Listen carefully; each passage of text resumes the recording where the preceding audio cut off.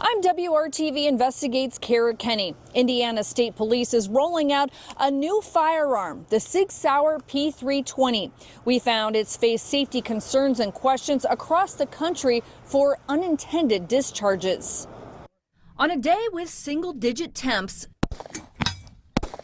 WRTV Investigates bundled up at ISP's shooting range in Pendleton. Sergeant Scott Keegan is showing us their new service weapon, the Sig Sauer P320. And you said it's a little bit heavier? This is about a pound heavier than our original carry weapon.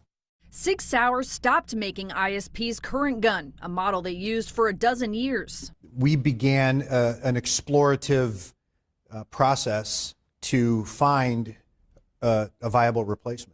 Captain Ron Galavis says ISP researched 7 different options from 3 different manufacturers and conducted all kinds of tests.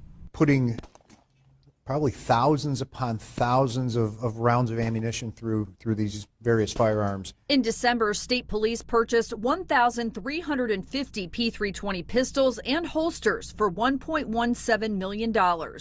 It's not like we opened up a guns and ammo magazine and thought, that's a cool looking gun. I'm going to go to the website, quantity 1,300, click. It doesn't work that way. Once they decided on the P320, ISP introduced it to a small group of SWAT officers and firearms instructors, including Sergeant Keegan. How many times have you fired this P320? Over 3,000 rounds. Anything stick out to you? No. No issues? No issues whatsoever. But officers and civilians across the country have reported issues. Tampa police officer Bob Northrup told our sister station WFTS he was hurt after his P320 service weapon fired by itself. As soon as I touched my gun, it went off. When it happened, I didn't know if somebody was shooting at me or what had happened. I have 130 clients who didn't want their gun to fire. Pennsylvania attorney Robert Zimmerman and his law firm have spent 6 years litigating more than 130 lawsuits alleging the weapon is defective. We are aware now of over 400 times where these guns have fired uncommanded. What kind of injuries did your clients experience? A lot of these claims involve lower leg injuries. We've had clients who've had their legs shattered with multiple surgeries. We also represent, unfortunately, individuals who have died. One lawsuit alleges a Greensburg, Indiana man had to have his index finger amputated. The former Navy officer says his personal P320 discharged when he wasn't touching the trigger.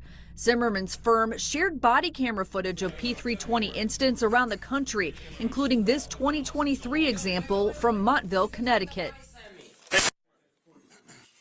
Watch again as the police officer's gun fires as he bends down. Body cams from 2022 show the moments after a Maine deputy was shot in the leg. He wasn't even touching the goddamn thing, it just went off. Yeah. Fellow deputies at the scene are confused as they look at his gun. It's still in the holster, isn't it? Yeah, don't touch it, big guy. In October 2025, the New Jersey Attorney General filed a lawsuit against Sig Sauer, seeking to halt the sale of the P320 handgun, which killed a New Jersey police officer due to its well-documented propensity to fire unintentionally.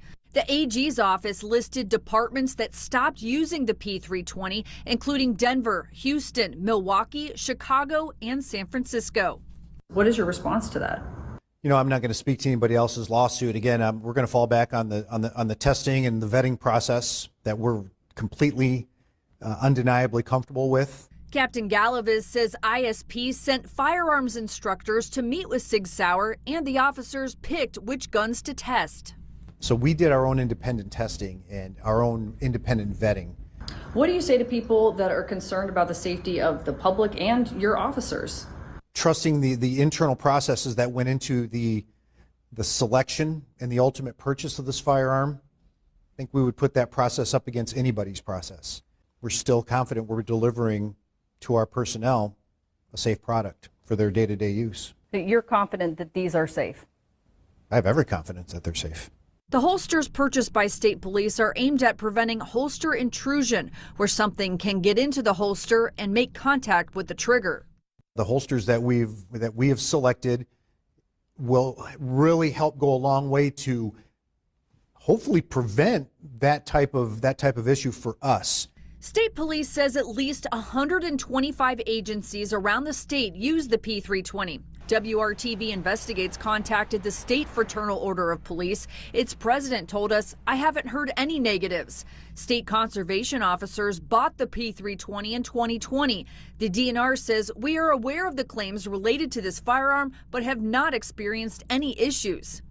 Indiana State Police will roll out the P320s to its officers over the next 6 months. What type of training will your officers get on these new firearms? So we're all going to go through a 4-day transition from the previous to this new model, and that's going to encompass some 1,000+ rounds.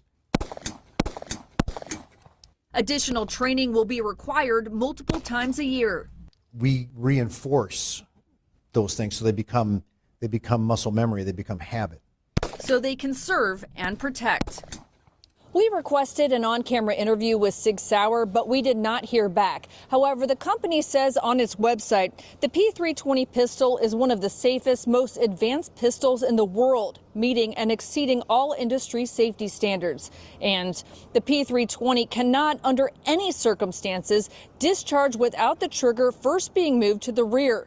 This has been verified through exhaustive testing by Sig Sauer engineers, the U.S. military, several major federal and state law enforcement agencies, and independent laboratories. And of course, you can read the full statements in this story on the WRTV app and WRTV.com. Kara Kenny, WRTV.